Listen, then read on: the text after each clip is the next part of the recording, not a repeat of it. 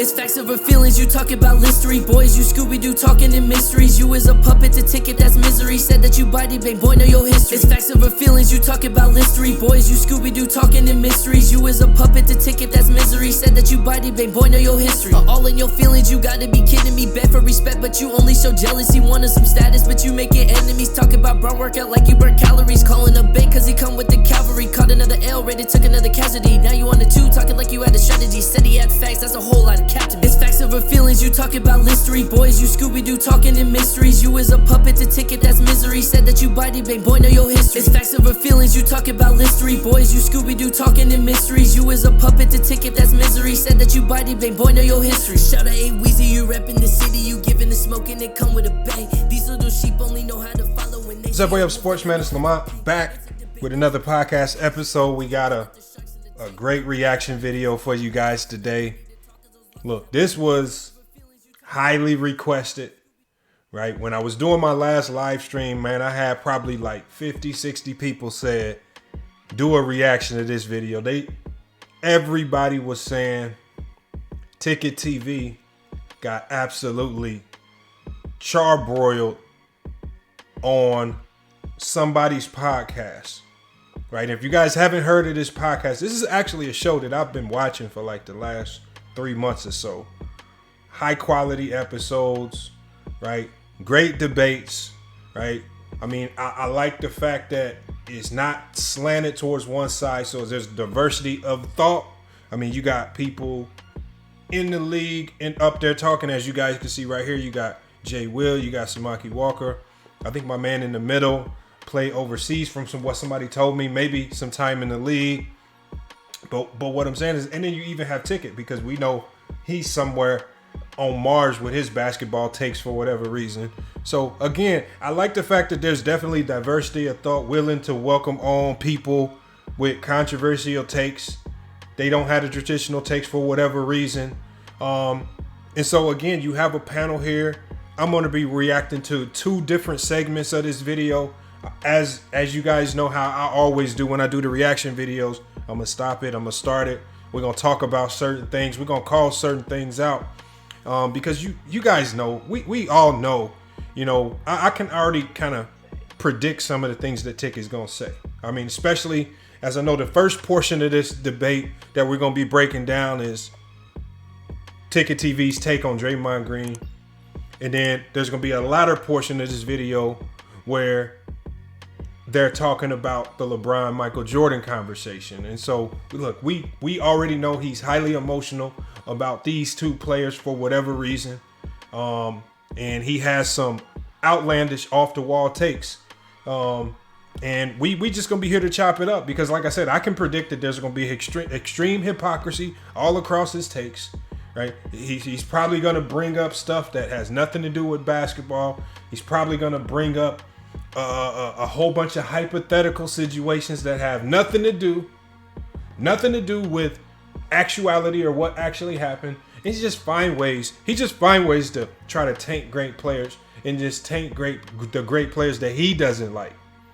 Right, while I think he over exaggerates things for the players that he tends to favor. But look, you guys, I'm going to put the link to this video in the description of the video. This is the Players Choice podcast. Again, great podcast. Make sure you guys sub up to this channel because they definitely have, I mean, again, when you talk about high quality content, looks like they live stream every day. I always see their shorts popping up on my feed, man. So again, I even seen Legend of Winning on the show. You guys know we're gonna have Legend of Winning on the show this coming weekend as well. So again, great podcast, great diversity. Like I said, this episode, a lot of people in the comments were saying it was epic. I know I watched like the first probably 20 minutes or so of it, and I'm talking about I was falling out my seat laughing because it started to get comical, some of the things that was being said. But look, we're gonna go ahead and play it. Let's just get to the reaction video. Make sure you guys spam up in the comments, man. Make sure you like, comment, subscribe, do all of that good stuff for the content that you watching here. Support in the Cash App if you can. And you know, while you guys are chiming in the live premiere comments, we're gonna go ahead and get to reacting to this video. player, who is the guy in the huddle going, yo, Jay Will, can you score the rest of the points? Don't worry about 24. I'll deal with him for the rest of the night. Who's the guy who's getting big rebounds? Who's the guy who's getting big stops? Just so you guys know, Dennis Rodman never led the league one time in steals or blocks. Yet I think he's the second best defensive player in NBA history. And that's his impact on that unit simply because he accepted his role. He could have been completely disruptive and he could have done a whole bunch of different things, but he accepted his role and he excelled at his role better than I think Draymond did. Ticket. Totally agree, man. I mean, bro, listen, when you look at Draymond Green, can't shoot, can't post, and he's passing to two of the greatest players to ever shoot the ball in the history of the game of basketball. Add KD onto that. Dude doesn't even average 10 assists. So you a dude that's passing to those guys, average 10 assists. And then the year that Clay doesn't play, what happened? I mean, his game went to absolute doo-doo. So, I mean, can we even put him on Dennis Rodman level? You put Dennis Rodman on any team, he's getting you 15 to 18 rebounds. You put him on any team, he's giving you the same energy. You put him on any team. Can I ask you a question? Go ahead. What was Dennis Rodman on the Spurs? He led the no, he wasn't. No, he wasn't, Jay Will. No, led the league in rebounds. No, he wasn't. Led the league in rebounds. No, he didn't. But okay, what was his impact on the Spurs winning? Is what I'm talking about. He said put him on every team. He said put him on every team. Well, let's say this. Watch this right here. When you look at that situation with the Spurs, you got to look at the Spurs as if, okay, you saying winning, you mean winning a championship? You mean getting to the playoffs?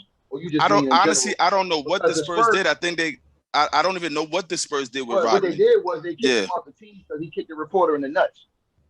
That's First of all, that's not. Whoa! Stop right there. Hold on for a second. That's not true. No. See, first of all, I think when Dennis Rodman kicked the reporter, he was with the Chicago Bulls. That was when I think Dennis Rodman, from what I understand about the situation, San Antonio was like a Bible Belt type of town.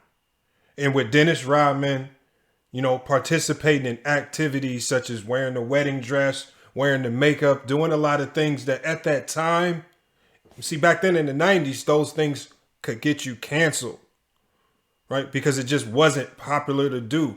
It wasn't just popular to do those types of things publicly. And Dennis Rodman was the only one just kind of being flamboyant with some of those things. So if it wasn't for the Bulls actually taking on Dennis Rodman could have easily been out the NBA. There was not a lot of suitors for him. They were trying to get rid of him, and there just wasn't a lot of people looking to take him on. So from my understanding, that's one of the reasons why he was forced out of San Antonio. It was just, again, that the San Antonio was more of a conservative town, and they was not jiving with some of the things that he was doing. I mean, we've all seen how he is, the makeup, all the crazy women. There was rumors circulating around the NBA that he might be homosexual. I mean, there was so many flags that they just did not want to be associated with the San Antonio Spurs. It absolutely had nothing to do with his skill. Dennis Rodman played today. I mean, he will probably be lauded. He will probably be one of the biggest NBA players, especially if he's running around wearing makeup, dresses, this, that, and other, and still being one of the best defenders in the league and grabbing 20 rebounds a game. I'm talking about he would have been celebrated. So I think it was just a different time. And I think at that time, he was scolded for those things as opposed to now where he would be celebrated. But let's go ahead. I think Samaki Walker is going to be saying something. I don't know if he's going to say similar to what I said. That's just what I've read about the situation. But remember, he was a player who played during that time, so he may have some better insight on it. He didn't kick the reporter in the nuts. He ain't do that. He did that with the Bulls. That's number one. I was about to say that, but number two. We're not cutting people off today. No, it didn't. Number two, not at all. Not even close. Just to give you, it was in the thigh. But anyways, and just to give you a quick backstory, Dale, just so you know, when he was in San Antonio, they did go to the Western Conference Championship, and Olajuwon dominated David Robinson in that Western Conference Championship. Badly. So, and that was the furthest that they had gone with that crew when Dennis got on the crew. After Dennis got off the crew, they went the other way. And when I say the other way, I'm talking about, in addition to injuries, they were at the bottom of the Western Conference without Dennis. They had a terrible run of injuries and bad luck. That's how they ended up with Tim Duncan, a terrible run. Right. So we're not going to just attest to Dennis Rodman leaving, because the fact of the matter is him saying how did Draymond, two things he said that was the craziest thing to me. Him saying Draymond alone, we're not looking at Draymond to be a leader. Like we're not going to judge Dennis Rodman if his pieces is not with him. So we can't bring that up for Draymond, judging him without his core. We're not judging Dennis Rodman without his good core. That's one. You can't bring up Draymond passing the ball to Steph and Clay when Dennis Rodman is on the team with Scottie Pippen and Michael Jordan. And that's a fact. Right. Like, so that's my thing. It's influential to wins. That is like a ether take right there. That right there completely throws Ticket TV's logic in the garbage can. And that's actually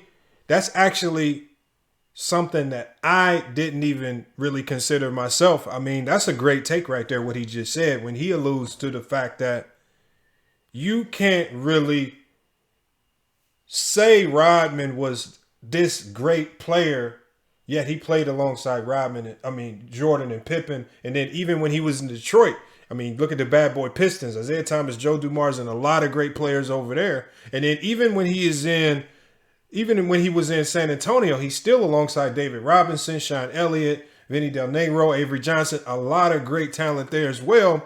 So it's not like I think he made a great point right there. I think this alone right here absolutely just obliterated anything that Ticket TV said with regards to, and he alluded to Draymond not being the same player when Clay and Steph weren't there. As if Dennis Rodman could still be the same Dennis Rodman if he wasn't surrounded by Jordan and Pippen. You know, I would have loved to see that. Could Dennis Rodman carry a team by himself? Does anybody agree that Dennis Rodman could have elevated his game to a level where he could have carried a team if Jordan and Pippen would have somehow went down with an injury, or if he was on the Pistons and Isaiah Thomas and Joe Dumars go down with injury? Do you think Dennis Rodman could have changed his game to supplement for some of the things that they did with regards to upping his scoring and doing other things that we've never seen him do? So I think he made a great point right there. That alone right there kills Ticket TV's whole point. We're going to go ahead and finish hearing him out. Like, if you ask me who's the better player, I hold Dennis Rodman in very high regard. One of the greatest, if not the greatest rebounders ever. One of the best defensive players, if not greatest defensive player ever. I actually have him one. But influencing the team, here's what I know. So I always look at what I know. I know the Warriors, look, you can't have Draymond as the number 2, number 3 option on the team. I get it. He's not that guy. But he did so much for that team. They can't win those chips without him.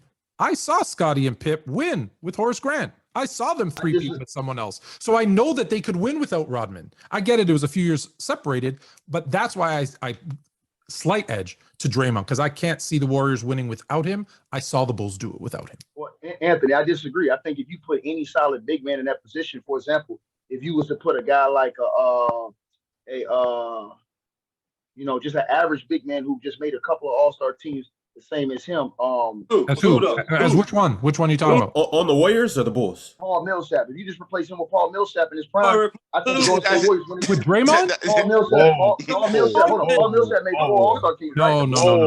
Listen. I am not a fan of Draymond, but that man is their primary ball handler. He starts He does the dirty work. He does all the stuff. No, Paul Millsap. See, this is where it starts to get comical right here. See, because when y'all hate for Draymond Green, I don't think the people on this panel understand the level of hate that Ticket TV has for Draymond Green, right? Let's preface this hate. This is a man that's said on live streams that Draymond Green is ugly and not attractive. This is what he said. His hate is to the core of Draymond. He said he wants to fight this man and do all types of ridiculous things. I mean, so when you have this type of deep emotional hate that could potentially be borderline some form of some type of, sexual attraction or something like that, that you're going to have outlandish takes that absolutely make no sense. So he's alluded to the fact that Draymond Green can be replaced by any big man. He said any average big man. He said any average big man that's made a few all-star games. So I don't know a big man that you could consider average if he's running around making all-star games. Right? But then he tries to allude to the fact that you could take Paul Millsap and replace him with Draymond Green, and the Warriors still have that same level of success. We're going to go ahead and finish up because I want to hear the panel's reaction to this. I think that's an outlandish take. I think we all know Draymond Green has had a much more impactful presence in the NBA, much more impactful than anything that Paul Millsap has ever done. But let's go ahead. Let's see how the panel reacts to it. Maybe there's a few people on this panel that actually agree with them. Could not play that role. No. But what happened if Klay Thompson didn't play? Well, Ticket. Hold on. Let Jay Will step in for a second. Listen, man. Paul Millsap's a good player. If you comparing Paul Millsap and Draymond Green, you might as well compare me and Steph. God dang it! not only that, Jay, it's completely different because we're talking about Steph. We're talking about Draymond, who got on the Golden State Warriors when they were whacked, and they built the camaraderie. What do you mean that's not true? He got them in 2012. They had won one playoff series in 26 years. But they had injuries. But old boy was injured the year he came in. Old boy who? Right. Which means that they were whacked. So with that being said. But you can't, hold on. You put a discount to that because Steph Curry wasn't there. But when I'm asking y'all what happened the year that Klay Thompson wasn't there, the 2 years Klay Thompson wasn't there, why did his game go to doo-doo? Why did he shoot 38% from the field? Why the dude couldn't hit why he suddenly couldn't hit 3-pointers anymore? He shot 27% from the 3-point line. How much did he shoot? How much percentage did he shoot this year? How much percentage he shot this year from 3? I don't know what he shot this year from 3, but I'm asking you the year. So it's probably the same as 27. So stop bringing up stats that don't matter. No, the year Klay Thompson wasn't there, what did he do? The year you took we agree. He can't be a number 2 option. Neither could Dennis. And nobody's saying that. No, it's not. Nobody's saying that. It's not about numbers. Don't y'all believe? Hold on. Don't y'all believe that if a dude is a Hall of Famer, don't y'all believe that he should be able to elevate his game? For example, when Scottie Pippen was out and it was Dennis Rodman and Michael Jordan, what did they do in the Eastern Conference? But you see, okay, all right, hold on, no, you're trying to have it both ways. Yeah, that's what you're trying to do. Hold on, Ticket. Let me answer your question. I'm gonna answer your question. Hold on, Ticket. Hold on, Ticket. Let me answer your question. Let me answer your question. They had a hell of a run when Scotty went out with Michael and Rodman. Pause yourself now. The fact of the matter is, it's a difference between a season that already started when you know, oh, my player's hurt, but he's coming back, than a full season. Klay Thompson was gone for a full season. So you seen Dennis Rodman? What happened to the season with Scotty before then? 2 seasons. He begged Mike to come back. What happened with Scotty? Dennis Rodman was not there. Dennis was not there. We talk about influential. Hold on, Fluent. Ticket. Dennis wasn't there when he was begging Mike to come back. No, you're not hearing what I'm saying to you. No, you're not listening to what I'm saying to you. I'm saying to you, you guys putting so much stock into Scottie Pippen. I'm asking you, what did Scottie Pippen do the year right before when he asked Mike to come back? We're not talking about Scottie Pippen. You are. No. You said no. Listen, I asked you, what did Draymond Green do when Klay Thompson went away? That's the other second best guy on the team, right? So, but I told you, what did Michael Jordan do when Scottie Pippen was out with Dennis Rodman? Well, first of all, Dennis's impact on the team. With that being said, Ticket. Now, what you're doing is you mixing apples with oranges because now you asking me to do Klay's job, you asking me to do Steph's job when Steph was out, you asking me to do Klay. None of these things are my job. I am not a scorer. I've never been. Once again, well, yes, he is a Hall of Famer. You know why he's a Hall of Famer? Because it's called the Basketball Hall of Fame, Ticket. It's not the one-on-one Hall of Fame. It's not the scoring Hall of Fame. Because all of your logic, wait a minute, hang on for a second, Ticket. Your logic is based strictly off the fact of what Dre did when these guys were out of the lineup offensively. That's all you're talking about. You're not talking about any part of his impact. You're not talking about. I heard you on here before say to be an all-star or to be a Hall of Famer, your game should travel. You think Draymond Green can do the same thing with the Detroit Pistons? You think Draymond Green can do the same thing with the Orlando Magic? Well, that's the same effect? This is a key. This moment right here that you guys are about to hear. I want you guys to keep this thought in your head as we even progress into the LeBron and Jordan conversation. Listen to what TicketTV just said. He said, do you think Draymond Green's game can travel? He said, do you think Draymond Green can do the same thing with Detroit or Orlando? And he's basically naming other teams. He's alluding to the fact that he's alluding to the fact that Draymond Green can only be great playing with Steph and Klay. Right? So he's basically saying you plug any power forward in there with Steph and Clay, that power forward is going to be great. Even though we saw Kelly Oubre in that position and he couldn't be great. Even though we saw Eric Paschal in that situation, he couldn't be great. Looney has had his time at that position. He couldn't be as great. I mean, there have been other power forwards in that particular position. Even David Lee. And David Lee wasn't even as great as what Draymond was when Draymond got plugged into that system. So, I mean, there have been a lot of guys that have been plugged into that system and have not come close to having the same impact as Draymond. But again, that's a point that I'm sure the panel can pick apart themselves. But I want you guys to lock in your brains what he's saying. Because again, what we're going to do is, again, I know talking about TicketTV's talking points and basketball takes is like low-hanging fruit. But just like we did with the Jordan post in the stream that we did on FYO Sports Live, and we talk about the hypocrisy, what we do is we're going to use his own logic to showcase the hypocrisy in his takes. And it just kills everything that he says about almost any player in a negative connotation. So I want you to keep, especially this portion of the video, in your minds. How he's talking about Draymond.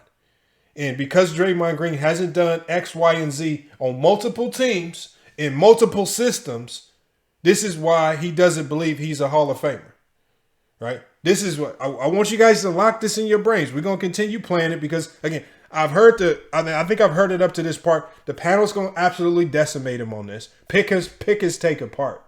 But I think this is a part where I felt they really could have capitalized on calling him out for being extremely hypocritical, but they failed to do so. But we're going to continue to play it. And then we're going to progress along into the Jordan conversation after the panel ethers him on this Dennis Rodman, Draymond Green debate tape. That's not It's the different same. when you pass into the two greatest shooters ever played the game of basketball. That's It's not different. the same thing. And the reason why that's not the same thing is because Dennis Rodman didn't just go from the Pistons to Oklahoma City. He went from playing with the Pistons to playing with David Robinson to playing with Michael Jordan and Scottie Pippen. So it wasn't a situation where Dennis went to a super back. He didn't just do that. So that's not the same thing. So let me ask you this: if you were to put Draymond Green with a team like Philadelphia right now, you think he makes a difference? That's not the same thing, Ticket. You comparing apples and oranges. You know why? Because Dennis, not only did Dennis Rodman grow up with that Detroit Pistons team, that Draymond grew up with that Golden State Warrior team. And now you asking him in year 11, when his game has already been established, to get on a Philadelphia team where they're doing something completely different. And you're asking him to do what he was doing with the Golden State Warriors. Now, wait a minute. I'm asking you, hold on, but OG, It's not. do you think he can hold on, but do you think Draymond Green could adapt and change his game and be able to be that same? Because listen, when I think about a Hall of Famer, I think about a dude, I agree with what you said. You can put him in any situation and he gonna be who he is. Right. I don't think you can put TicketTV just said, when I think of a Hall of Famer, you can put him in any situation and he's gonna be who he is. He's elevating this portion. He's accentuating some of the things that he likes to identify in players. This is what he identifies with greatness. Being able to be great anywhere under any circumstance. All right. I think that's what we're getting at. This is what he wants. He wants to see Dre. What he essentially wants is basically saying this. He wants to see Draymond Green leave the Warriors, go join the Orlando Magic or the Detroit Pistons, and then lead them to a championship to convince him that Draymond Green is a Hall of Famer. You want to disregard the fact that Dennis Rodman, when he left the Pistons, also went to a great team in San Antonio, as they just beautifully talked about earlier. Talked about how San Antonio improved, but they had they had great coaches, great players. I mentioned the players before, and then he moves on from San Antonio to Chicago to being under Phil Jackson, Scottie, and Jordan. Great situation after great situation. So Dennis Rodman was never put in a situation where, he had to showcase his scoring prowess because he was the best player on the team. He was always put in a situation where he could do just his role and then be great in his role. I mean, Dennis Rodman, Draymond Green are like a coach's, dream, right? Because there's something called starring in your role. I'm sure if you've hooped, you've heard a ton of coaches saying it. I mean, I know Jason Williams has heard it. I know Samaki Walker heard it. Ticket's probably heard it. He's just probably faking right now, acting as if he's never heard this common basketball language. But I don't know any basketball player that would look at Draymond Green saying I don't want a player like that on my team. I mean, the things that he's saying is illogical. But remember, you guys, this is only TicketTV's hate for Draymond. He has a long history of just simply hating Draymond for how he looks. He said he doesn't like the way he walks, talks. He said he doesn't like he said he doesn't like the fact that he's talking crazy to people. He doesn't like the fact that he's super physical, fouling people. He just doesn't like anything that Draymond Green does, and he can see no good in his game. So we have to start with that premise so we know he's not going to be honest about Draymond Green whatsoever in this conversation. Let's see if they just completely finish him off.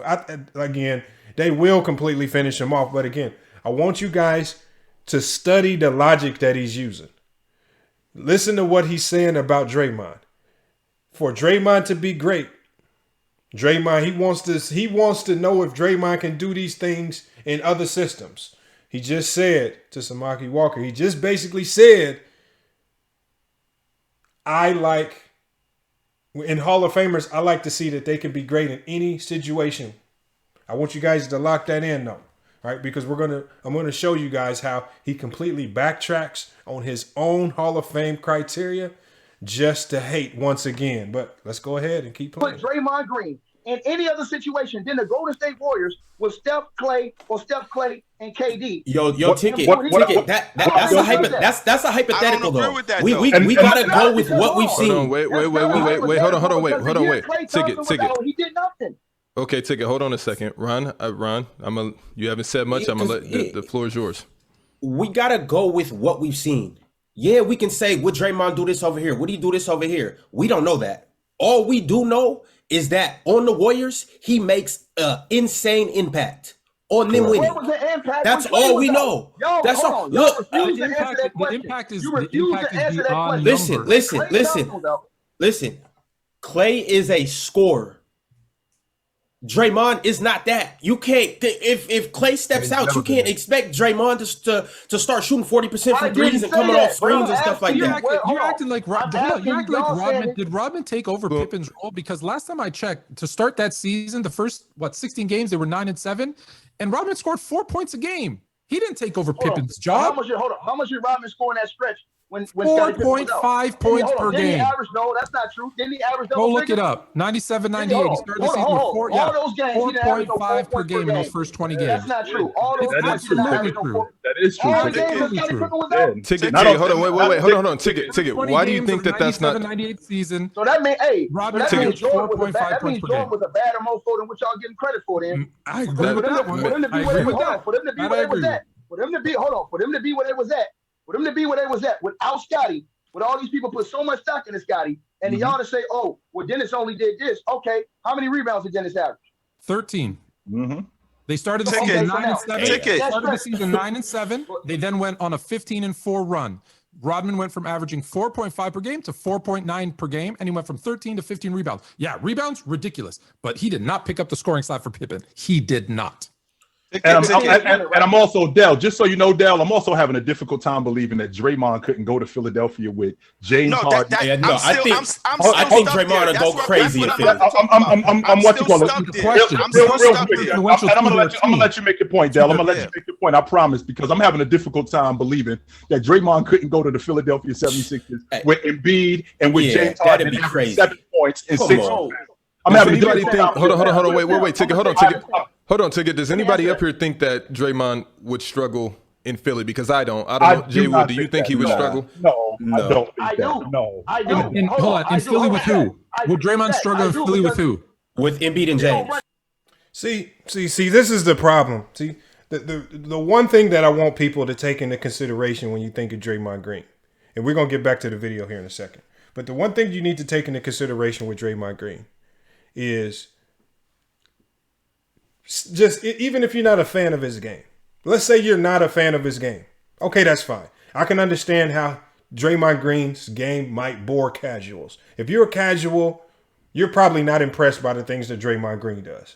If you are a hooper, if you played on the D1, any semi-pro level, any professional level, you looking at Draymond Green like, damn, I want to play with him at all times. He's a guy that's a willing passer. He's gonna hustle. He's gonna be feisty. He's gonna grab boards that can't nobody else get. Right? He's gonna be doing all the little small things that stars don't want to do. But irregardless of that, people who are not fans of Draymond Green, this is what I want you to consider. Look at the coaches who have stamped their seal of approval on him. And these are not your average, everyday run-of-the-mill coaches. We're talking about historically great coaches. When you talk about Tom Izzo at Michigan State, put his seal of approval on Draymond Green.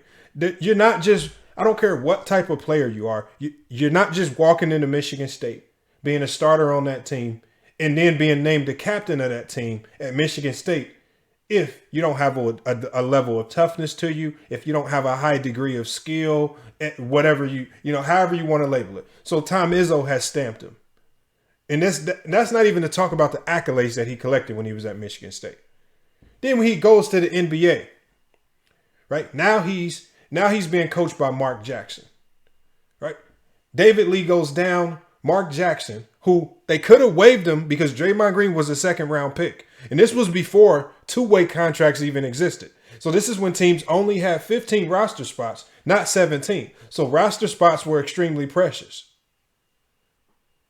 But what do? They keep Draymond Green as a second-round pick. He showcased that he could be a solid player. And even as a second-round pick, he was still coming off the bench, giving the Warriors solid minutes even before he started starting. But then David Lee goes down with injury. So insert Draymond Green into the starting lineup. Now, what happens once you insert him into the starting lineup? There's new life injected into this team. They're playing much better. And David Lee gets healthy, but Mark Jackson has noticed something. Draymond Green is bringing an element to this team that we have not had. So as opposed to going with the original starter, the guy that's making all of the big bucks, as opposed to going back to him, they stick with the second-round draft pick in Draymond Green. They choose him over David Lee. Now, everybody knows, and even TicketTV has talked about Mark Jackson's coaching prowess. Why would a great coach like Mark Jackson continuously start Draymond Green and then move forward into assistant and into creating one of the most potent offenses that we've ever seen in NBA history? What did he see in Draymond Green that said, we need to keep him a part of this core if you want to see this thing work? Okay, then Mark Jackson has his issues. New coach come in, because remember, Ticket was trying to allude to the fact that Draymond Green is played under the same system. Yet he played under a completely different system with Mark Jackson, excelled and was great. Steve Kerr comes in with a completely different system, a completely different offensive philosophy and defensive philosophy. But Steve Kerr even notices something in Draymond and says, we need him to start at power forward to make this work. So now we're at three coaches. We're at three coaches so far. Steve Kerr, who's going to be in the Hall of Fame. Mark Jackson, who everybody recognizes as a great coach and the orchestrator of this Golden State team. And then you have Tom Izzo, right? One of the most renowned college coaches in history. These coaches have all put their stamp of approval on Draymond Green. They've all certified him. They've all decided to start him. And they've all decided to give him a priority role on offense and defense.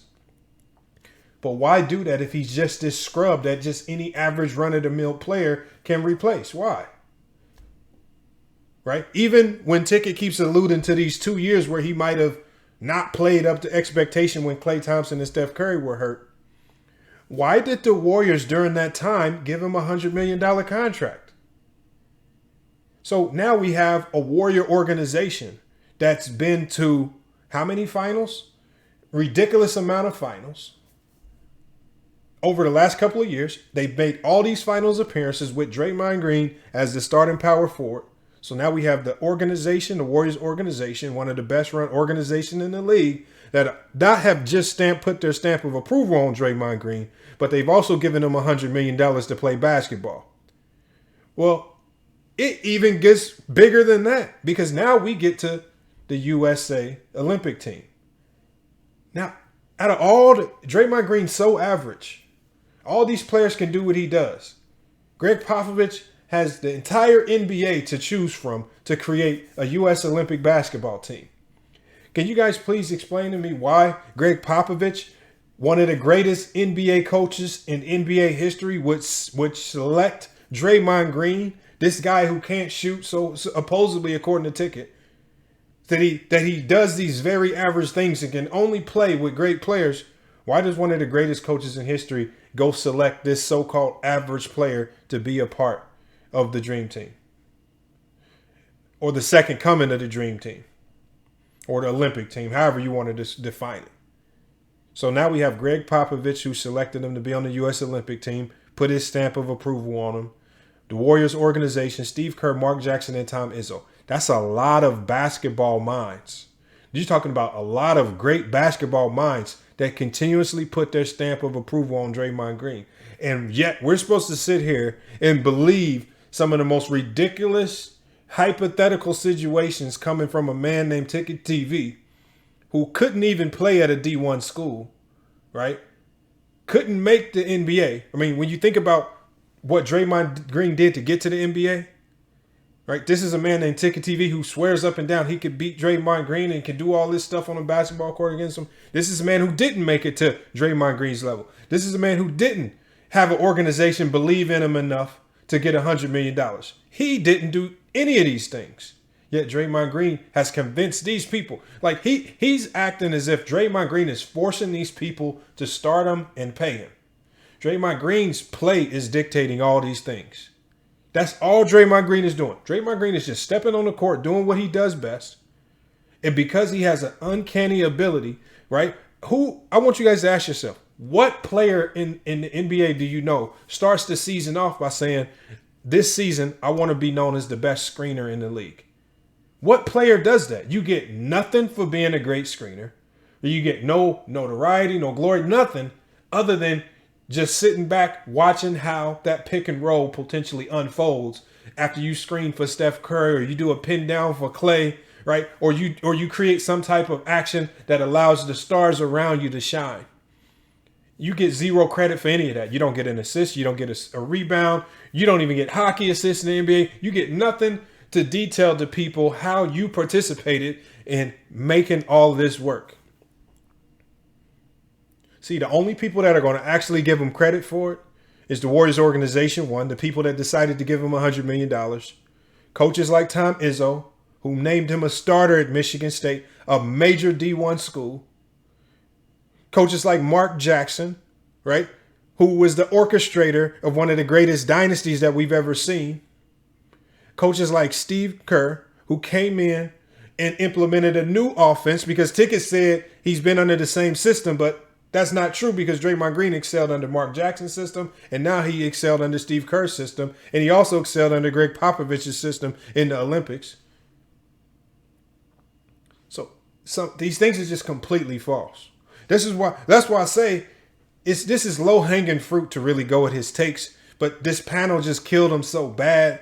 I mean, they just destroyed him. We're going to play a little bit more of this, because I think the Draymond Green aspect of this is just irrefutable. It's not really something that you can argue. We knew going into this that TicketTV was going to find some way to sneakily try to select Dennis Rodman over Draymond, and then start throwing a ton of hate at Draymond Green just to simply prove his point, as opposed to just speaking on the facts. You see, did you hear everyone else's take on why they selected either Draymond or Dennis Rodman? Very sensible takes. Nothing filled with hate. Even some said it was close, but we have to give it to Rodman. Another guy said, you know what? I think Draymond does a little bit more. We got to give it to Rodman. They gave fair and honest takes. Ticket's just throwing in all this hate and hypotheticals, but he applied none of those hypotheticals to Dennis Rodman. He applied zero hypotheticals to Dennis Rodman. He never talked about, well, what if Dennis Rodman at that point in time in his career would have gotten traded to the Los Angeles Clippers, a team that was in the garbage can? Would we be looking at his career the same? What if he would have got drafted? What if he got drafted to some bottom feeder team? And he gets drafted to the Memphis Grizzlies or something. And he gets traded to some bottom feeder team that ain't got nothing going on. We talking about a different career output. We're talking about, we look at these players differently. But let's go ahead and continue listening to it, man. Again, like I said, I want you guys to remember his talking point. Remember his talking point. What did he say? Right? And I'm gonna constantly replay it. He talked about, TicketTV said, he basically was alluding to the fact that he didn't think Draymond Green could be good if he's not able to do it on any other team in another system. He said for him, for Hall of Famers, he said he believes a Hall of Famer should be able to be himself in multiple systems at any time with any team. That's what he said. He said that's his Hall of Fame standard and criteria. Again, I don't want you guys to forget that. But again, watch how his hate consumes him. He completely forgets this take and just kills his own logic later on in his conversation. And Maxey too. Yeah, he would. Why would They he don't struggle? run that same offense. Because Why would he struggle? Let Fluent get this off. Let Fluent get this off. So different. The beauty of what Draymond does in initiating that offense is a lot like what Pippen did for the Bulls, because it has that those triangle tendencies. So he's the guy at the high post that's initiating the offense. In that other offense with Philadelphia, Embiid and James aren't, for the most part, they're not Clay and Steph. They're not going to give him the spacing needed and those one-on-one coverages. Draymond's going to he'll have a harder time. He won't be as successful. How about that? But what you guys are negating is the game of basketball. Yo, Ticket, you right after Draymond this. Green can play basketball. So Ticket is talking about Dennis Rodman could have go anywhere and be himself. He only went to structured teams. So it looked like he was elevated. He went to a Spurs team with Pop. We know what that is. He was on the Pistons with Dumars and Isaiah Thomas, Then he goes to the Bulls. After the Bulls, he goes to the Lakers. If Dennis Rodman goes to not Dennis Rodman, if Draymond Green goes to any team with structure in the NBA, he'll be a very efficient basketball player. Totally disagree. Because he can go to the Spurs. He can go to the Spurs. He'll be efficient. He'll be efficient, but I don't think he'll be as successful. You're saying we don't need him to shoot. Dennis Rodman couldn't shoot. Hold on. Yes, you do, because the defense is going to sag off for him and make you beat him when they hold on, Dale. Let Ticket get this off. He's been waiting. Ticket, get it off. The defense is going to double team Embiid. They're going to double team James Harden. They're going to leave him open. Why you bringing up the Sixers? I'm not talking. Why are you bringing up Philly? Hold on a second. I'm going to ask you a question because I'm about to ether you right now. If you have him and Joel Embiid on the same court, how the hell is he going to play on the outside and Joel Embiid is going to play on the inside if he can't shoot? So see, this is where TicketTV is slick, and I think this is where I think the panel kind of missed a beat. See, the only thing TicketTV, when he talks about Draymond Green, the only thing he's talking about is Draymond Green in the half court offensively. In the half court, he's basically saying teams are going to try to double Embiid and all this crazy wackiness. This is basically what he's saying. Even though Draymond Green is very solid in the half court, that's not where Draymond Green excels. Draymond Green excels on the defensive end and primarily off of turnovers and rebounds. What is he able to do as a power forward? He's able to push the ball in transition. And in transition, you can't double players. In transition, you can't do all of these weird things that TicketTV keeps hypothetically coming up with. Draymond Green is a great playmaker in transition. That Golden State Warrior offense thrives when Draymond Green is able to get these rebounds and he doesn't have to look for a point guard to give the ball to. All his shooters take off and run, and Draymond Green's pushing the ball up and he's moving the ball up the court before other teams can set their defense. So the things that Draymond Green excels in would dominate because his defense will kick in, because his impact on defense is not going to change no matter what team that he's on, especially if you put him alongside a great defender in Embiid in the post, and Draymond Green can wreak havoc on the perimeter. That's going to be a defense, one of the best defenses in the league, naturally right there. And whenever you're one of the best defenses in the league, you're generally always one of the best teams in transition. If you look back to 2020, the Lakers had one of the best defenses in the league. What were they also number one in? They were also number one in the league in transition. They constantly stayed in transition, even though that team in 2020 with the Lakers struggled to shoot the ball. They were one of the worst shooting teams in the league. that shooting did not affect them or stop them from winning the championship because they were able to get stops and get in transition. And teams could not slow them down because they were able to wreak havoc defensively. You can knock Caruso, you can knock KCP, you can knock Kuzma. All those guys, you can knock them for being inconsistent with the shot. But those guys did defend, along with LeBron James and AD, and they did a great job of not allowing teams to slow them down and get into the half court where they actually did struggle at times. The logic that he's using makes no sense. This logic that Draymond Green is going to be, teams are going to force a team with Draymond Green on it to play this slow half-court style of basketball where they can just sag off of Draymond Green, go double the other best players, and Draymond Green's not a threat. Do you guys know that Draymond Green is a high IQ player? Right? We saw in this past series, we saw in this past playoff run when teams tried to sag off Draymond. Draymond, what does he do? He drives into the lane, right? And when he drives into that, when anybody drives into the paint, you have to respect it. How many times did we see Draymond drive and then throw up that little floater lob to either Wiggins or Kevon Looney? You can't double team him. He's still a high IQ player. All these weird narratives that he's talking about, see, this only flies with people that don't know the game or casuals, like most of the people that consistently watch TicketTV, who don't really understand the ins and outs of what high IQ players do, even if they have flaws. Let's go ahead and get to the video, though. Draymond Green. So Draymond Green is Draymond Green. Hold on. No, you don't. No, you don't. You're creating an offense that makes sense for yourself. Hold on. Listen to what I'm saying, though. That means you would eliminate Joel Embiid. You know why? Because if you put Joel Embiid in the post and play a high-low with Draymond Green, it's just gonna bite down on Joel. Let me ask you a question. Let me ask you a question. And we're about to move on, so get this off. Hold on. Before Joel Embiid got hurt the last year, I think what's the name was his. Who was the MVP before he got hurt the last 2 years to you? Joel Embiid? No, Giannis won the MVP, right? No. Now this year, not this. Jokic won it back to back. But you said on the last show you think Joel Embiid would have 2 MVPs if he didn't get hurt. I didn't say that.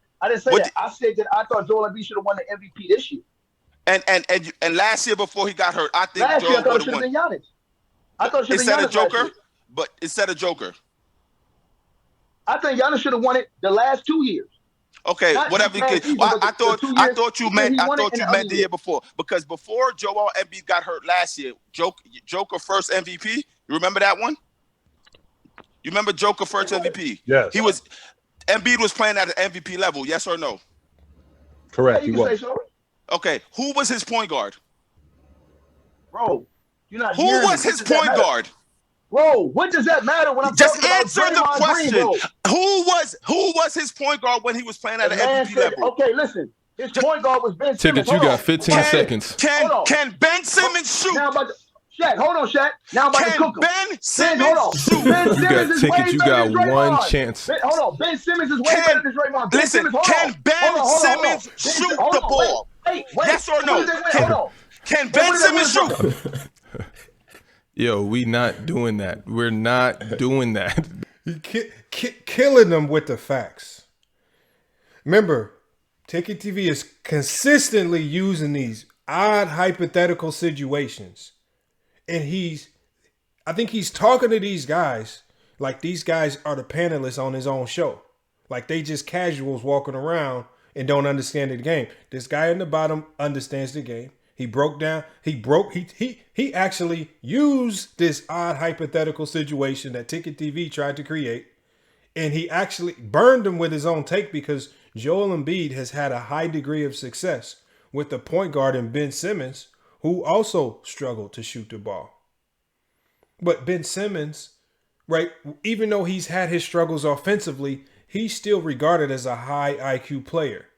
And teams are just not doubling off on Joel Embiid with Ben Simmons on the floor because Ben Simmons still knows how to manipulate offenses to a degree where if you're running around trying to double guys, which teams aren't just going to go start doubling Joel Embiid before he gets the ball. Because if you overload like that, if you overload and just start doubling, teams are just going to swing the ball twice and you're going to have a guy on the weak side that's going to be wide open. So teams aren't just randomly doubling right? Or just sagging back like that. It makes absolutely no sense to do that. And you only want to send doubles when Joel Embiid actually gets the ball. But that still makes no sense. So he just killed it with his own hypothetical. Joel Embiid played at a MVP caliber level, which is true, when his point guard was Ben Simmons. Why would he not be able to thrive with a player who's similar in nature? Ben Simmons is slightly better offensively, especially with his ability to attack the basket, but similar in nature with the fact that neither one can shoot the ball, because this is what TicketTV continues to allude to, not shooting the ball. And Ben Simmons is a player that TicketTV also hates. You're talking about a player that's never won anything, that struggled mentally to deal with the ups and downs of this league. But yeah, you're willing to say a player like Ben Simmons and all the struggles that he's had, and we're talking about a player who's won nothing with all of that talent, and you're willing to say that player is better than a Draymond Green, a man who started for multiple teams that have, he's been to the NBA Finals than some organizations, and he's won more NBA championships than most players in the league today in Draymond Green. And he's not just won that, he's had an integral role. He's been a starting key or a key-centric piece on all of those teams. Just like these guys on the panel said, the Warriors don't win any championship without him. And we saw how impactful because TicketTV is the one that said he could be so easily replaced. But then why does TicketTV also blame Draymond Green for costing them a championship when he got suspended for the shenanigans with LeBron James? Because you wouldn't say that he cost them a championship if he could be so easily replaced with some random player. If he could be so easily replaced, Steve Kerr would have called the next guy up off the bench, and they would have just did what Draymond Green does, and the Warriors would have cruised to another championship having a 3-1 lead. TicketTV has also alluded to the fact that Draymond Green, by getting himself suspended, cost the Warriors a championship because they needed him on the floor. Again, another hypocritical thing that he's constantly putting out there. See, I've heard all of his weird Draymond Green takes. This might be the first time that some of these guys have heard his takes. So I've heard Ticket's just going to say things in the moment, especially on his panel where he has control of the mute button and can kick people out, especially the people that call him out for his lies and hypocrisy. Right? And he only goes to safe spaces with people that he knows. He won't pull up to channels where people really can test him and put him on the hot seat like these guys are right now. Right? Because his time on this channel is going to be short-lived, but he's going to get tired of getting baked on a daily basis. It's only a matter of time before he just stops showing up, because he's just getting absolutely embarrassed right now. That's what we're not doing now. Everybody can unmute themselves. We was on that for 15 minutes. It was longer than we should have been. Everybody got their point off. Everybody got their point off. I didn't really get to get in my bag. I just want to say one thing about Draymond. I think Draymond is a highly slept on player. A lot of people come on here and they say Draymond sucks at basketball. You guys got to factor in basketball is not just scoring. You got to play defense. I think he's an elite playmaker. He's a leadership guy. You know, he's a galvanizer of men. On top of that, like Draymond, like when it's time to go to war, who you think's in the huddle hyping Steph and Clay up? It's little things like intangibles that we don't factor in that Draymond does. No. Okay, hold on. Wait. Hold on. Wait. Players in the Hall of Fame? Hey, bro. That's what happens. He hyped them to 4 championships. Come on, let's go. Ron, that's cool. J. Will, J. Will, you muted. Do you have anything that you want to touch on before we move on? Bro, I think Buddy with the Heat hat on is tripping for one. You know, he's like Jay, well, I'm telling the truth. No, you might be telling the truth, but you don't really understand. You think, man, ain't nobody running the motherfucking high-low nowadays in the NBA. Okay, let's get that out of the way. And two, you think Draymond? It ain't just Draymond Green's game, bro. His game is based off Clay and Steph Curry moving without the ball. All that shit comes in the focus. I agree with you. No, I agree with you, Jay. You don't have your shine. You had your shine already. Look, you just don't really understand the game of basketball too well, like coming from a player standpoint. You don't. I don't know. I played for 15 years. I feel I'm you one of the got to play for 15 years, but you didn't really learn to how to play the game the right way in those. First of all, that is 100% facts. And see, but you know what? I'll double down on it, Jay Will, because the fact that he played 15 years and is saying some of this stuff tells me that he's just saying this stuff. He's just faking it. He just doesn't like Draymond Green as a person. That's it. He has a dislike for Draymond Green as a person. He's talked about it. And like I said before, he's even called the man unattractive. He even says the man is ugly, right? He doesn't like he doesn't like the feistiness, the fouls, and some of the shenanigans that he does that might be considered non-basketball. He's already admitted these things. So again, you're dealing with a guy, TicketTV, who's played like he said, 15 years, albeit overseas, in some third world country. He still played basketball. But Jason Will pointed something out. You didn't pick up on the game. You didn't bother learning the game. And I even said this before. I mean, there's a lot of big men, right? People talk about how Kendrick Perkins still struggles to break down the game. Sometimes when you're a big man, when you're a center, the game is so dumbed down for you that you really don't understand the ins and outs of how an offense is ran or created. Because the big men, especially in the 90s or even the early 2000s, they had minimal roles with regards to how the offense functioned, right? They were usually the receivers of the ball and they could finish the play. So they just had to be somewhere at the right place and finish the play. That's generally how it's been. When you talk about Shaquille O'Neal was a finisher. He wasn't one of those guys setting the offense up, making sure guys was in the right spot, making sure that the defense was shifted over here, reversing the ball to make sure, doing certain things to make sure the final results of the play are in favor of the offense. I think that's what point guards, even wings like Pippen, players that handle the ball, understand the game. I think they understand it a little bit more intricately than certain big men. I think TicketTV was stuck in the paint for so long. You guys have watched him play on some of the film that he shows.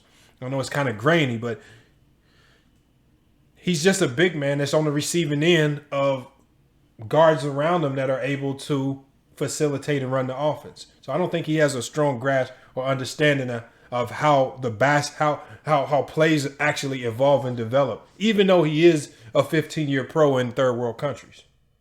I came up under Ben Wallace and Charles Oakley. I know the game. Ticket.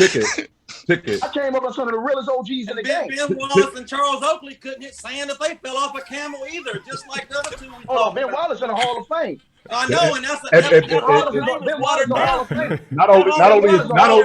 not only is Ben Wallace a Hall of Famer, Ben Wallace is a Hall of Famer for the same reason why Draymond is going to the Hall of Fame.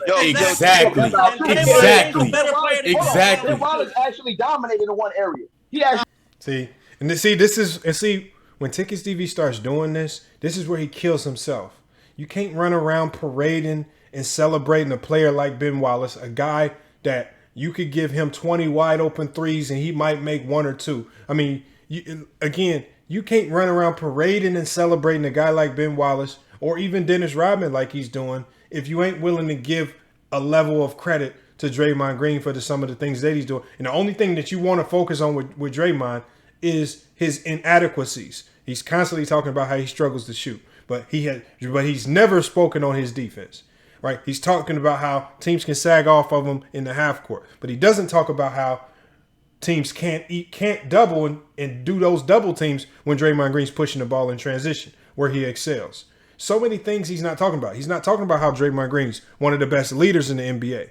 When you talk about having your team ready to go, right? Making sure other guys are in their right spots defensively and offensively. We've seen Draymond Green literally call out, move guys around, run plays, and the play actually works. We've seen him blow up plays to end games, right? We've seen him do different things, right, that have put the Warriors consistently in a position to win championships year in and year out, especially when those teams can stay healthy. All right, so again,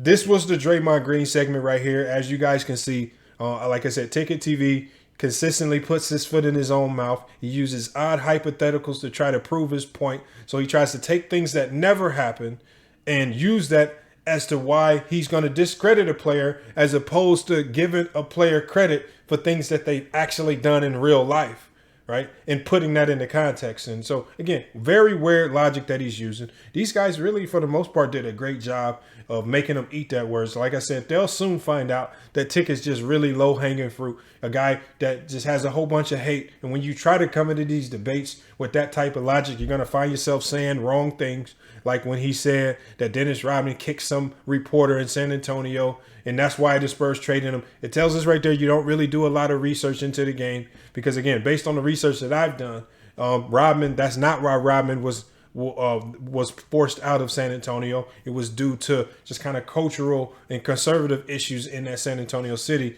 that they were not willing to continuously put up with some of his shenanigans. But so we have TicketTV's odd take on Draymond Green. We're going to move forward now, and now we're going to listen to his take in the LeBron Michael Jordan debate. And we all know that he has a channel that thrives off of LeBron James hate, right? We all know if you've done your history on TicketTV that when he initially started his channel, right, he was actually very appreciative and he just had a lot of praise for a player like LeBron James.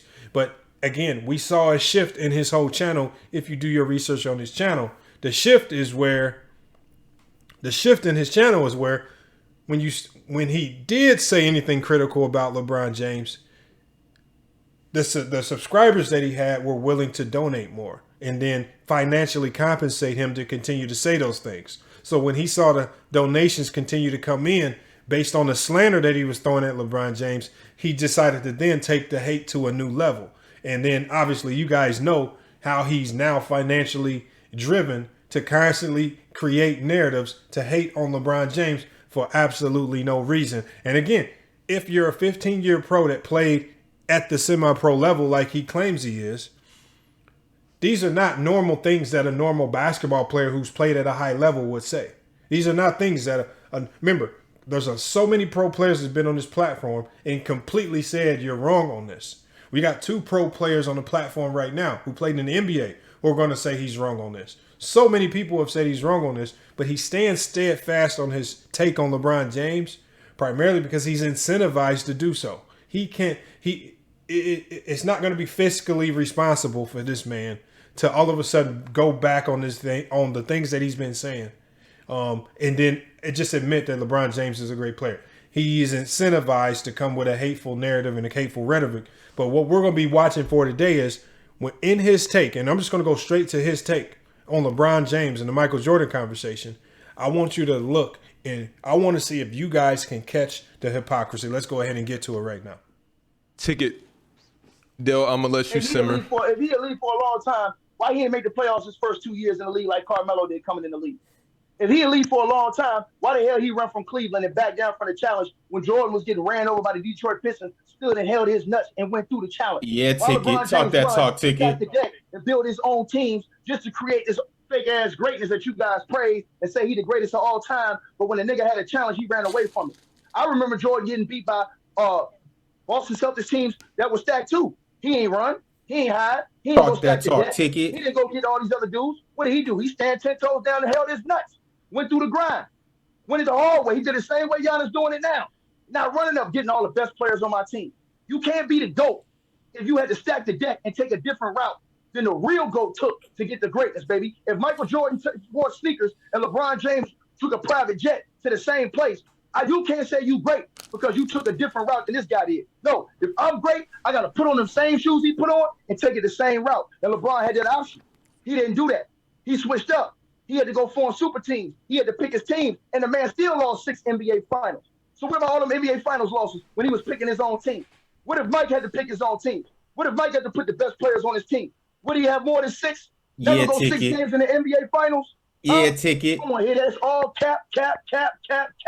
Headshot. Michael Jordan was starting. Are you done? Are you done? Headshot. They had Michael Jordan starting at the point. Michael Jordan was averaging a triple-double until they took him off the point. CHLTWN Sports know that. He Are we done? Triple-double until they took him off the point. That's a fact. So we're not going. And then when you look at career stats, y'all act like LeBron just blowing them out the category with assists, 2 assists more.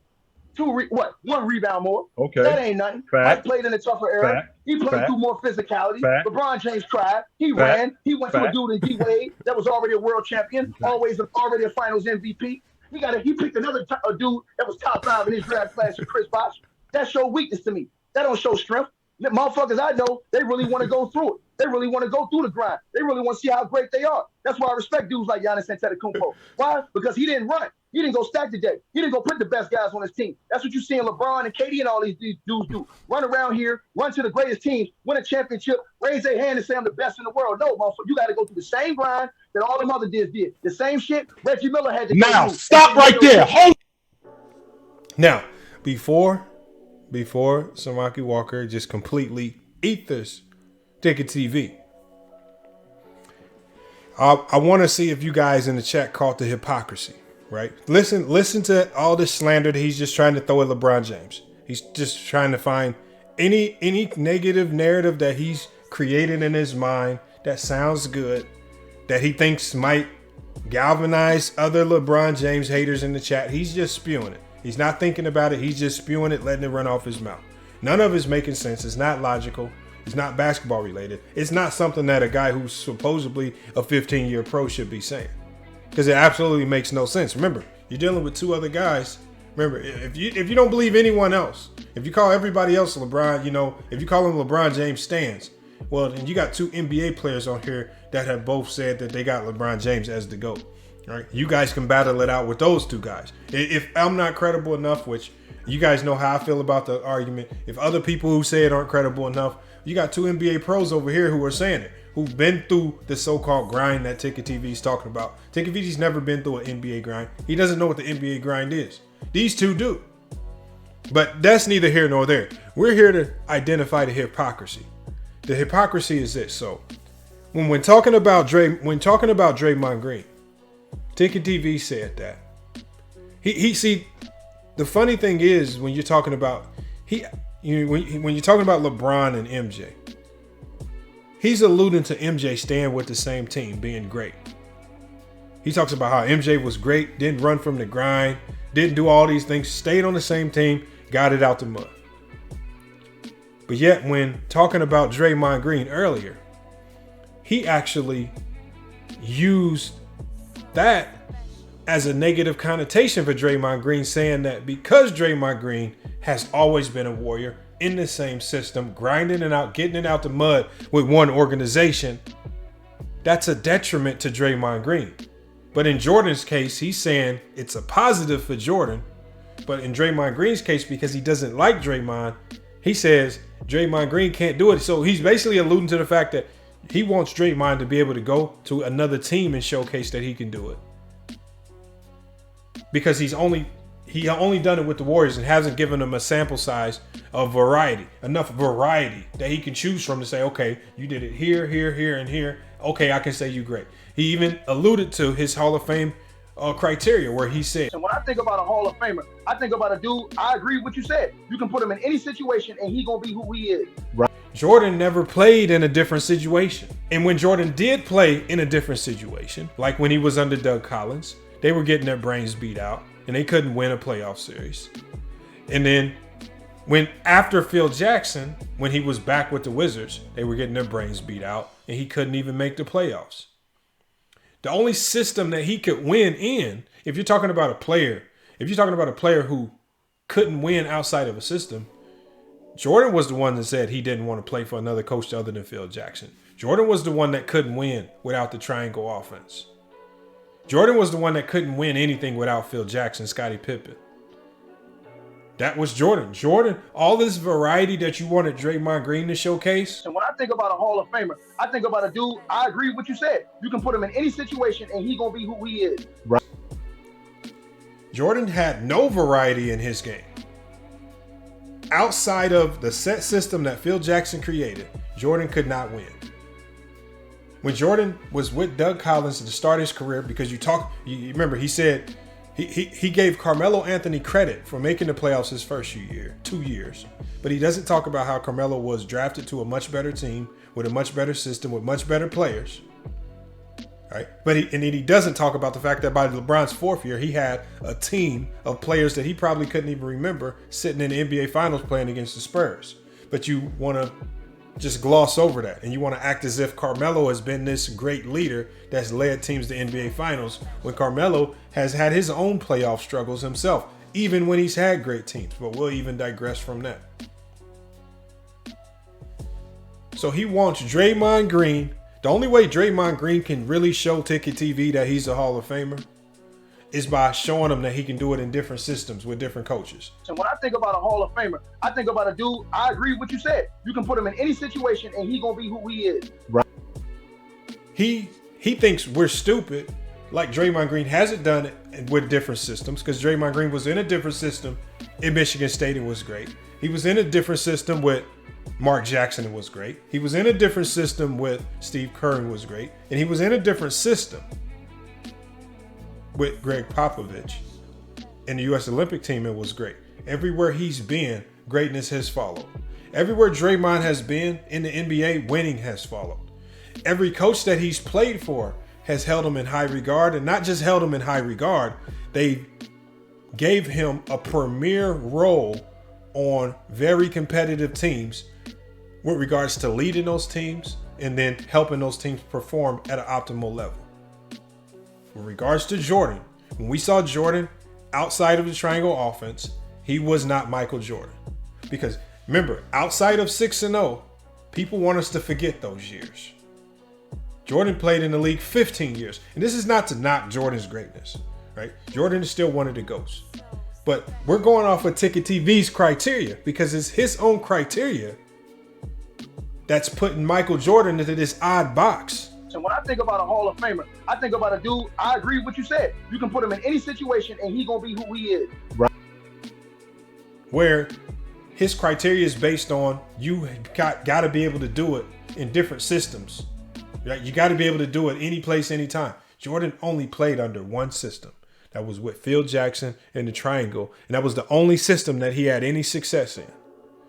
Any other system that was not ran by Phil Jackson, he had zero success. Before he got Scottie Pippen and Phil Jackson, he had a losing record in the NBA when you combine playoffs and when you combine regular season. He was essentially a loser until a coach came in with structure and a system that worked for him. So why are you not holding Michael Jordan to this same weird standard that you're holding a player like Draymond Green to? He's sitting here trying to hold Draymond Green to this high and ridiculously mighty standard of you have to show me you can do it with the Detroit Pistons or the Orlando Magic or some random, or the Sixers. And even those talking points were decimated. But when it comes to talking about LeBron and Jordan, you don't, all the criteria that he was talking about, all that Hall of Fame stuff that he was talking about, throw all that logic in the garbage can, because now he's coming up with something brand new just for LeBron James in this conversation. Now, all of a sudden, when you just said you wanted to see Draymond Green bounce around and do these great things with different teams and different systems, LeBron James, we're talking about a player who, with every team that he's been on, he's gotten to the finals. And with most of the team that he's been on, they've won championships. So that first team in Cleveland, he got them to the finals, and they were highly competitive, even though every basketball mind in the world believes that Cavs organization was doing absolutely zero to build a winner around them. Remember, this is the organization that refused to trade a guy by the name of J.J. Hickson for Amari Stoudemire. This team was trying to be thrifty. They were trying to stay under the salary cap, and they were trying to ride the LeBron James wave and collect as much money as they could without having to build a true contender, which would force them to pay the luxury tax. This is why LeBron James left, because he saw that, unlike Chicago, where Jordan at least had the luxury because they were so bad at being in the lottery, the Bulls could go draft high caliber players right out the draft. When LeBron James came into the league, no team he was on was bad enough to be a part of the lottery. So he didn't have the luxury of his organization going to the draft saying, oh, we can draft a lottery pick, pluck him here, that guy's going to get developed and he'll be ready to go. And they did that with Horace Grant and Scottie Pippen. LeBron never had that luxury. Jordan was a loser his first couple years in the league. That losing aided to his winning because that losing created lottery picks in Scottie Pippen and Horace Grant. As opposed to LeBron when he first came into the league. He instantly made the Cavs extremely competitive, irregardless of who was on that roster. And they weren't afforded the luxury of grabbing lottery picks. On top of the fact they had one of the cheapest owners in the league, being extremely thrifty, just nickel and diming the shit out of LeBron, just riding the wave, and he was satisfied with either getting to the finals or the Eastern Conference Finals, collecting as much money as possible. He had no care in the world for LeBron James' legacy, championships, and that was clear and evident in the moves that they were making. Because I want you guys to think back to LeBron James' first 7 years in Cleveland. I want you guys to tell me, what was the biggest free agent signing that they made? Tell me an impactful free agent signing where they said, if we pair this player up with LeBron, we feel we have a championship caliber team. I want you guys to tell me. There were zero. This is one of the reasons why LeBron James left to Miami. So although LeBron James kept that Cleveland Cavalier team extremely competitive, just like TicketTV gave Rodman credit for helping the Spurs be competitive, even though they won no championships. He just ran his mouth and gave Rodman and even Ben Wallace, all these other guys, all this credit. But when it comes to LeBron, LeBron kept Cleveland his first 7 years extremely competitive, even though that organization was doing zero to make them a winner. Now LeBron James goes to Miami. And what does he do in his tenure in Miami? They win 2 championships. Different system, different coach. So now he's showing TicketTV, look, I had a different system in Cleveland. I was able to get to a final. Now I'm in a different system under Eric Spoelstra and Pat Riley, but we actually get to the finals multiple times and we win 2 finals. Okay, now LeBron says, well, I need to get back to Cleveland and right or wrong. I shouldn't have departed in that way. That's my hometown. So he leaves a system where they're consistently winning in Miami, and then he goes to a system in Cleveland that's unsure. We don't know what that coach is going to run. We don't know what system's going to be in place. We don't know if the organization's actually going to try to bring in pieces to help him win. The only thing we know is that Kyrie Irving's here, a guy who was a loser there, because that team was right back in the lottery, and they had a draft pick that they eventually traded to bring in Kevin Love, who was also a loser in Minnesota. And so he was rolling the dice on that move as well. So when people talk about he's stacking the deck with Kyrie Irving and Kevin Love, how can you roll the deck when you're bringing in 2 players who were losers, perennial losers on a year in and year out basis on their respective teams before getting with LeBron James? And then what do they do when they get with LeBron James? They instantly become finals and contenders. They're in the finals consistently, and they're actually able to win a championship for the town of Cleveland. Different system, different coach.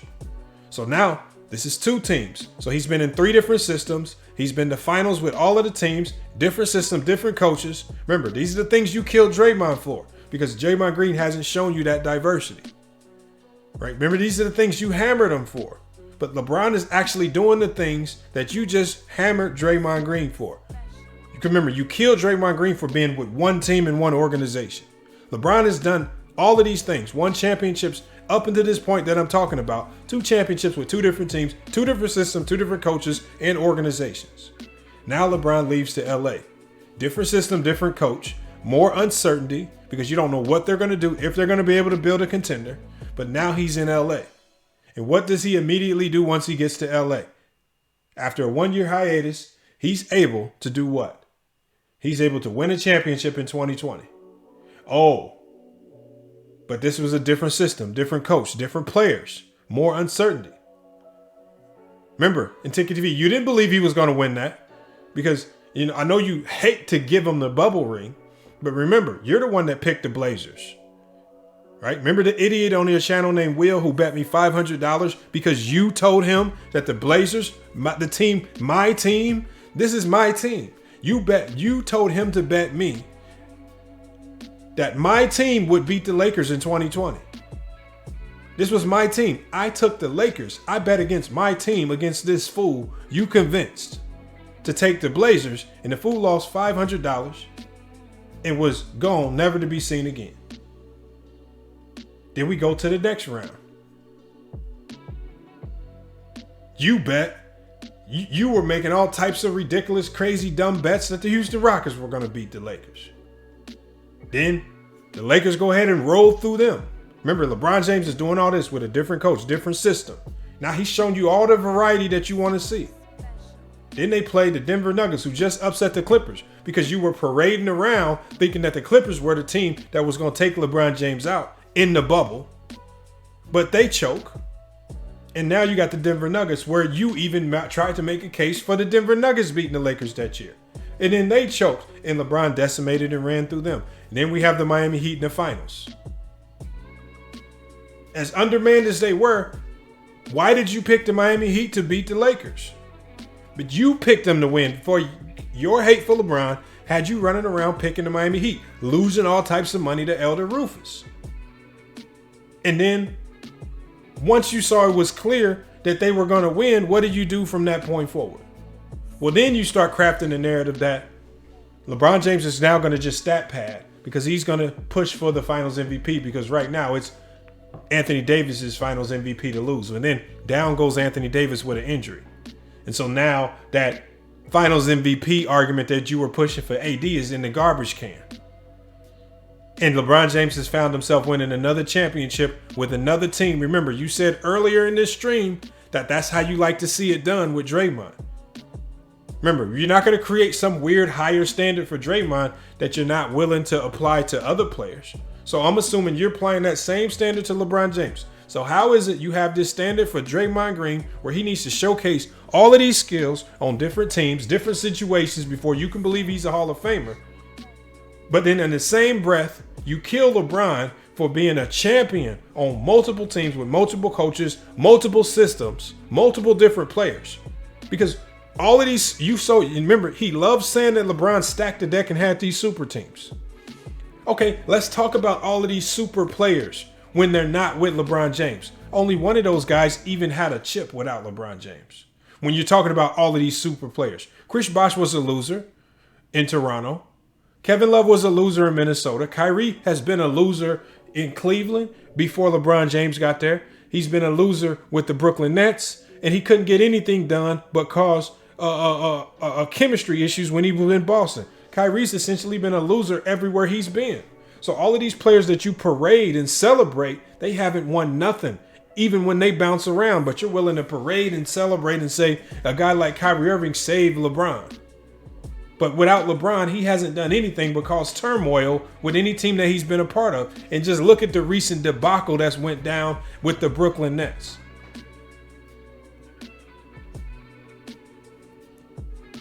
All of these players that you say are the super teams. Anthony Davis had essentially what you might call a super team with the Pelicans when he had Boogie Cousins in his prime.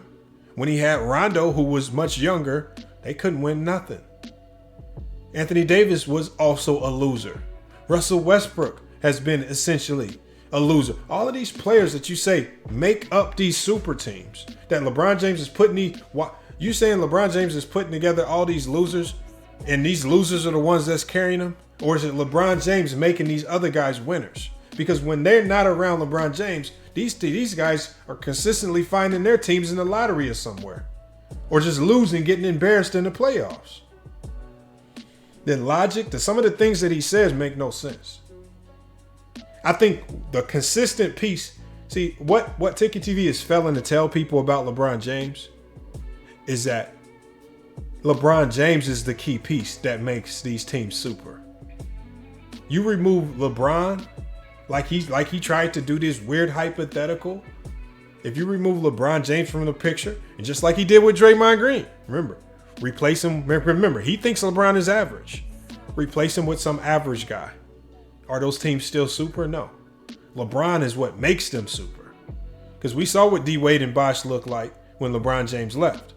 They didn't look so super. They didn't look like some stellar duo.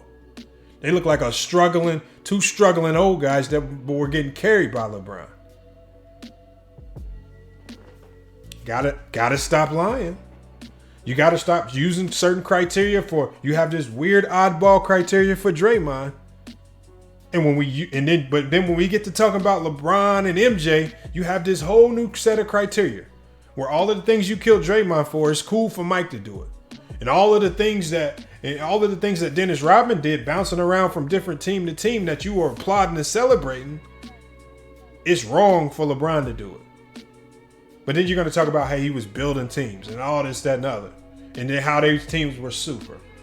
Well, in an era where there's much more talent floating around the league, when you talk about a dynasty Spurs and you're going up against a dynasty Warriors team, you better fucking put some superness around you. Otherwise, you can get ran out the goddamn gym. If you didn't come into town against the Warriors with something super, you were going to get embarrassed. If you didn't come into town against those San Antonio Spurs teams with something stupid, those Spurs proved that they were going to run you out of town if you didn't walk in there with a solid team. So you just want LeBron to just waltz in everywhere with no help and do what Jordan couldn't even do. Jordan couldn't do nothing by himself. Jordan couldn't just waltz in and beat the Celtics. I don't care how much he tried. I don't care how many points he put up. He wasn't waltzing in by himself, beating nobody. Jordan did not excel in his career until he got super help. Pippen, who's a Hall of Famer. Phil Jackson, who's probably arguably the greatest coach of all time. When you have Dennis Rodman, because we know how important that third piece was. Those guys that were playing that essential Draymond role, when you talk about like the Horace Grants and Dennis Rodmans, when Horace Grant was missing out that, we saw how Horace Grant was missed. See, he talked about how guys were replaceable. See, Horace Grant was replaceable. This is why you cannot compare Horace Grant to a Draymond Green. Because without Horace Grant, they replaced him with Dennis Rodman and they were able to pick right back up winning. With Draymond Green, there's no replacing him. When Draymond Green is out, if you look at a couple seasons ago when Draymond Green was out and Steph Curry was out there by himself, Steph Curry's efficiency and scoring numbers dropped to the floor. He struggled mightily without Draymond Green on the court. If you just looked at last year when Draymond Green got hurt, remember, Draymond Green was out how many weeks? I think Draymond Green was out 11 weeks with a back injury. The Warriors struggled.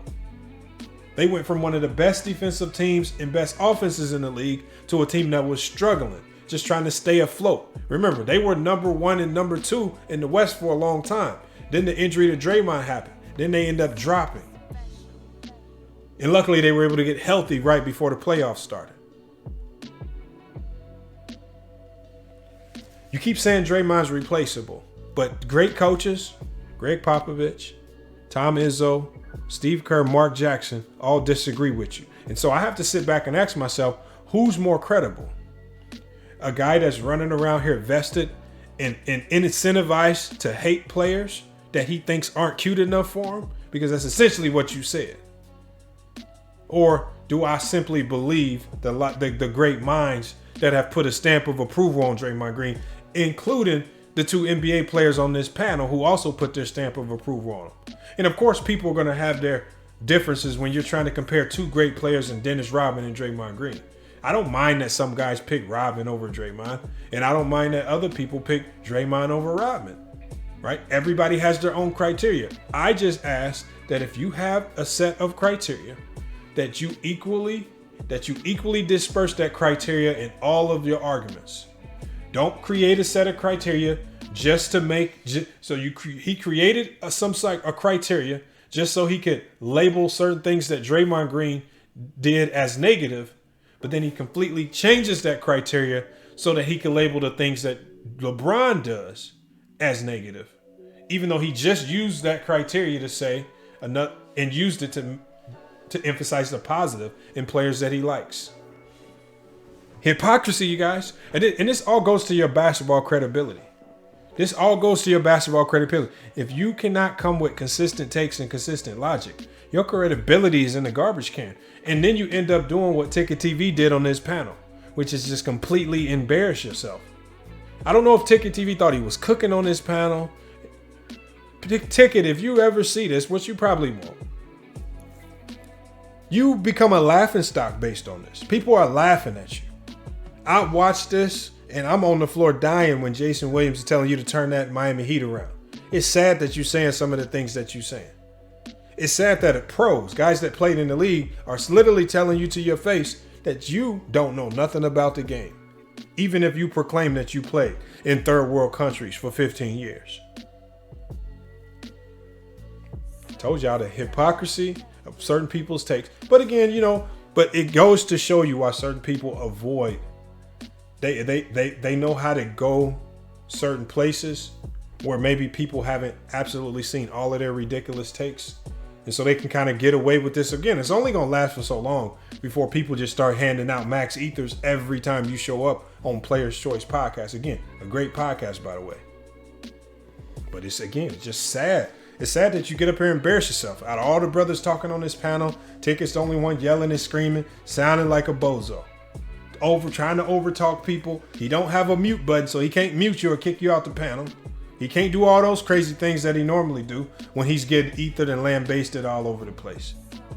So he's doing his best to try to talk over people, loud talk, and then in the midst of doing all that, he's just spewing hypocrisy here, hypocrisy there, hateful players over here. But then in the same breath, this is the guy that will run around and turn around and try to get on somebody like Stephen A. Smith as if he's not, again, Skip Bayless himself. There's a reason why TicketTV has the nickname the Black Skip Bayless. It's a reason why you garner a nickname like that. Because you have a platform simply built on hating certain players, and you over glorify others. And your talking points are supported by a large base of casuals who will not fact check anything you say. You just came on the wrong panel today. You came on this panel full of multiple guys, including the 3 guys that maybe were not professional players, but all of these guys seem very well versed in basketball conversations and basketball history to a certain degree. And so there were certain things that you just couldn't slide by. You couldn't slide it by a Walker right here above me. You couldn't slide it by him that you said Dennis Rodman kicked a photographer in San Antonio. You couldn't slide your odd hypotheticals with Draymond Green playing for Philly past my man's right here, as he just simply broke down that they had a very similar player in Ben Simmons. See, all these weird things, you can't slide it by people that actually know the game. So you, like I said, man, salute the Ticket for pulling up, man.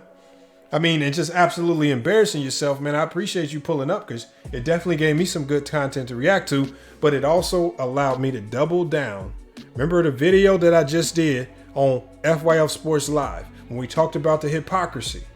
Remember, I did that post showing that Jordan had 2 points as a Wizard, not to lambaste Michael Jordan for having 2 points, but to show you guys the hypocrisy that came from it. And when I did the live call-in show, you guys heard. If you haven't heard it, you need to go check that video out. But you heard the 2 callers be so emotionally invested in a newspaper clipping that they missed the whole point of identifying the hypocrisy, which is what we just called out today here on the Players Choice Podcast, featuring TicketTV, Jason Williams, man.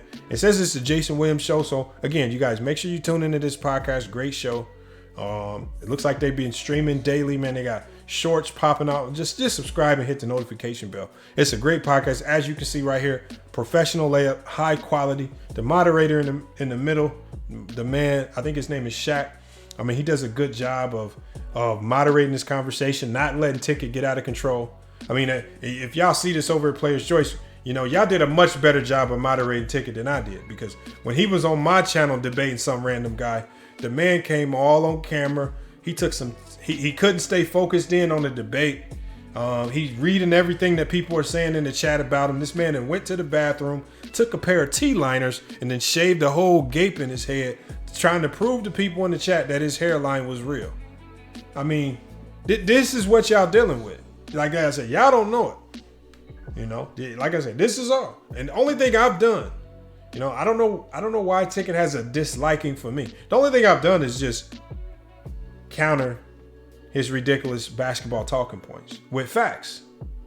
This is why I never get any rebuttals when I have to send out the max ether on any one of his dumb basketball takes. But again, salute to the Players Choice Podcast for having him on. This was a great show, highly entertaining, man. The brothers on this panel did a great job of, you know, just coming with facts, not falling into that the internet thug talk that Ticket will try to do, trying to sound tough and put all this energy behind a whole bunch of talking points that mean absolutely nothing, you guys. Hey, but guys, it's FYF Sports, man. It's been a great podcast episode, man. Appreciate you guys tuning in. This was a great reaction video. Like I said before, the original video, the link for it is going to be in the description of the video. make sure you guys go check it out, man. It's a great show. Just great content over there. Subscribe up to that channel, man. And I know some of you guys have been saying I need to go over there. Like I said, man, you know, if they drop the link, man, and I have time to pull up, I'll go try to pull up, most definitely. You know, or, you know, like if these brothers, whenever I go live, if they want to pull up to the channel, that's perfectly fine as well. But, you know, either way, man, we going to keep it moving here on FYF Sports, man. Like I said, I appreciate good content when it's put out there. So salute to the brothers at Players Choice Podcast. But it's FYF Sports, man. Another great podcast episode. We will be back with more sports and news. But until then, it's FYF Sports. And we out. It's facts over feelings, you talk about listery. Boys, you Scooby-Doo talking in mysteries. You is a puppet to ticket, that's misery. Said that you body bang, boy, know your history. It's facts over feelings, you talk about listery. Boys, you Scooby-Doo talking in mysteries. You is a puppet to ticket, that's misery. Said that you body bang, boy, know your history. All in your feelings, you gotta be kidding me. Beg for respect, but you only show jealousy. Wanted some status, but you making enemies. Talk about brown workout like you burn calories. Calling a bait cause he come with the cavalry. Caught another L, rated, took another casualty. Now you on the 2, talking like you had a strategy. Said he had facts, that's a whole lot of captain. It's facts over feelings, you talk about listery. Boys, you Scooby-Doo talking in mysteries. You is a puppet to ticket, that's misery. Said that you body bang, boy, know your history. It's facts over feelings, you talk about listery. Boys, you Scooby-Doo talking in mysteries. You is a puppet to ticket, that's misery. Said that you body bang, boy, know your history. Shout out A-Weezy, you reppin' the city. You giving the smoke and it come with a bang. These little sheep only know how to follow. When they see a wolf, they don't know how to dang. It's a debate, don't you come with your feelings. Just facts, cause you know that the shark's in the tank. But I'm off your neck cause you got all these L's. And I don't need to talk cause those losses have weight. It's facts over feelings, you talk about listery. Boys, you Scooby-Doo talking in mysteries. You is a puppet to ticket, that's misery. Said that you body bang, boy, know your history. It's facts over feelings, you talk about listery. Boys, you Scooby-Doo talking in mysteries. You is a puppet to ticket, that's misery. Said that you body bang, boy, know your history.